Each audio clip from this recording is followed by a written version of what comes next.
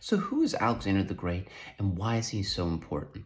Alexander the Great was a conqueror from Macedonia, and it was a country, an empire situated above ancient Greece around 300 BC. Now, the Greeks at the time did not consider Macedonia as a part of their culture, even though Macedonia worshipped the same gods, Zeus, Athena, but I like to think that they were. And Alexander the Great assumed the throne at a very young age when his father died. And he had an idea. Now, he was taught by Aristotle, and Aristotle was taught by Plato, and Plato was taught by Socrates. So he had some of the world's greatest teachers that are influential even till today that taught him. And as a young man, he came to it within himself, or so I believe, that I'm going to conquer the world.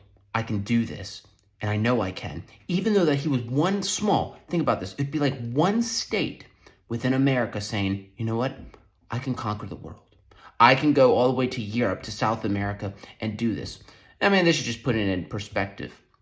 So, he developed his army, he gathered together, conquered Greece, either through allies or diplomacy, and then goes, now I'm going to take over and go as far east. I'm going to go after the Eastern empires. And he made it all the way to Egypt, conquered Egypt. That's where the name Alexandria comes from.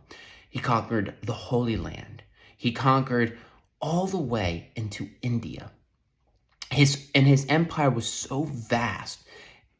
It was unlike the world has ever seen before. There could have been some empires, of course. I'm just saying it within this context. What I think is so important about him, though, besides all the things that he contributed, is these ideas that the ancient Greeks had, passed down from Socrates to Plato and then to him. It almost as if it manifested with him, and that this one small city-state, this idea that I can conquer, and you can think about this for yourself, that I can conquer, I could take over the world in whatever way that you want to think about it, and he did it.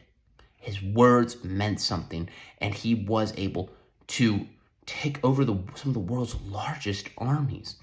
And it does go back to the Battle of Thermopylae of when the Greeks fought the Persians, because that was the Persian Empire that he took over. And there's more to it. But if you just think about Alexander the Great, and you think about yourself, if this one man at such a young age could do it, what could you do?